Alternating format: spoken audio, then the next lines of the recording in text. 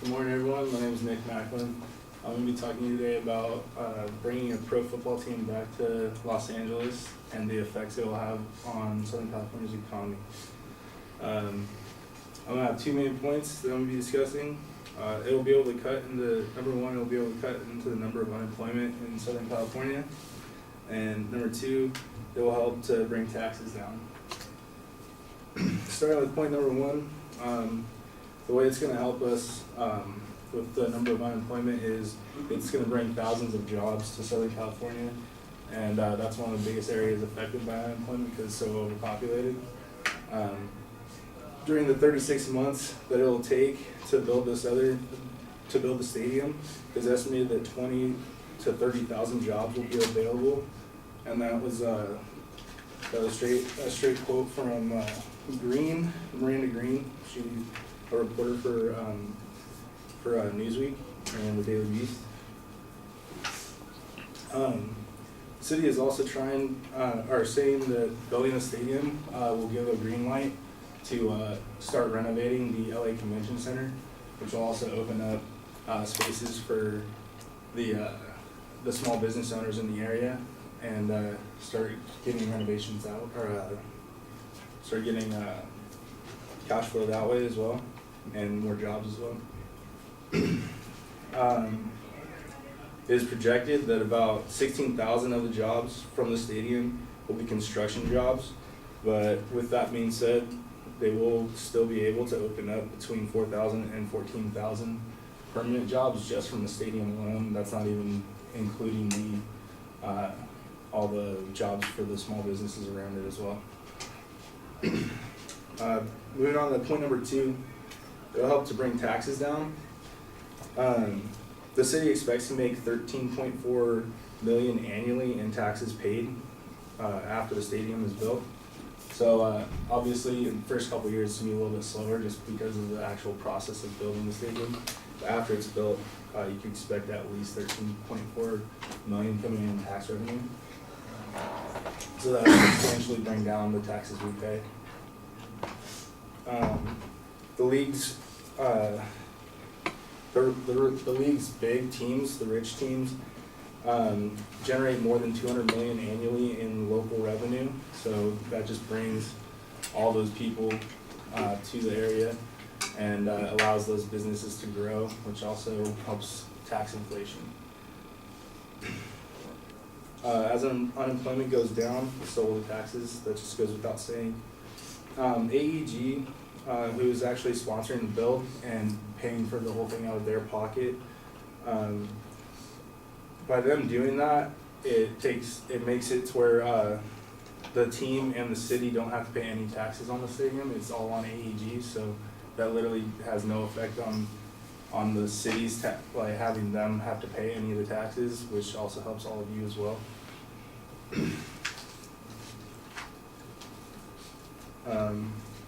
So in conclusion, it's easy to see that while initially the city won't see much change in the economy just because of the length of the build, it'll take almost 2 full years to do. After it's built, you'll slowly see an incline in the wealth of the economy in Southern California, and it'll only grow from there. And they're actually talking about bringing a second stadium as well, as long as this one goes well. And all those big sports towns, LA is one of them, but it'll get even better and it'll improve the economy if we bring a second as well.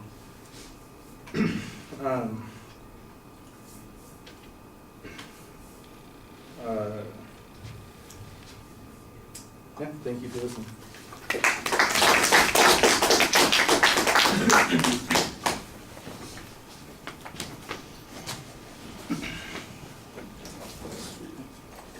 Thank you.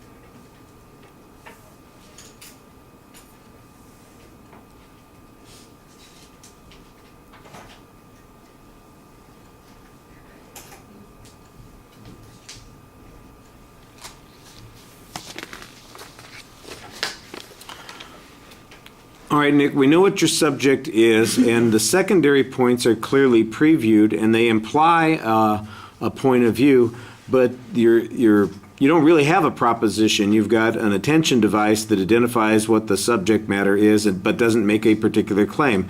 The claims don't come until you get to the preview. Now you do, like I said, have a very clear statement of the preview, and you've got the two supporting points that you're going to develop. That's good, but they are both supposed to be in aid of a more general proposition, so you need to have that. I think you need to have a little bit more explanation about the controversy and the context of the argument. For instance, at the end of the presentation, you mentioned that there's talk of maybe even a second stadium. The current political, economic, NFL situation on what's going to happen in the Los Angeles area concerning a stadium needs to be explained.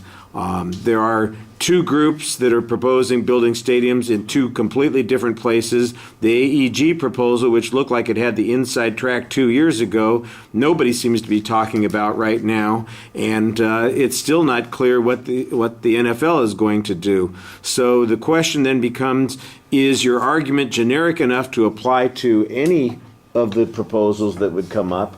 Or is it specific just to the AEG Farmers Field thing downtown? And I think that some of the points where you're talking about how there would be redevelopment in the Civic Center or the Convention Center, and the number of jobs that are estimated that they're going to grow out of that and the income on that, that's the one proposal. And right now, in context, it seems like it's the least likely proposal. The other ones are going ahead. The other two, and by the way, the other two are in completely different cities. So we've got three different cities we're talking about. We're talking about Los Angeles, we're talking about Inglewood, we're talking about Carson, which are all separate entities. And although it is Southern California, and the revenue that's generated from the activity is going to affect a lot of people in different contexts. When it comes to the tax revenue, it's going to be specific to a particular city. You mentioned maybe $13 million in taxes.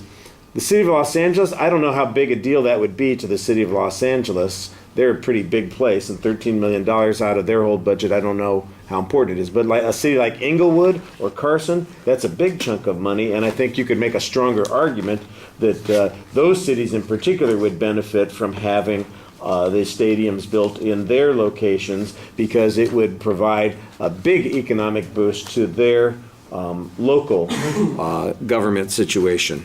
The jobs thing, you cite statistics on this, or some numbers. We got one citation early on that you mentioned from the reporter. The rest of it, about the 4,000 to 14,000 jobs that are going to come up, the tax revenues that you talk about, the $200 million that gets generated in annual incomes, local incomes. I'm not sure where all that information came from. It's not really cited in the presentation.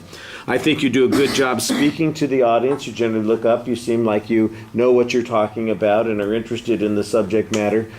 Sometimes it could be a little bit more fluent. That's something that would probably be solved with a little bit of practice. I don't think you have to worry too much about those kinds of things. An example of that is kind of the exit. I think you kind of knew that you were there at the exit, but hadn't quite figured out how do I finish off and get off the stage clearly. So that's easy stuff to fix. All right, thank you.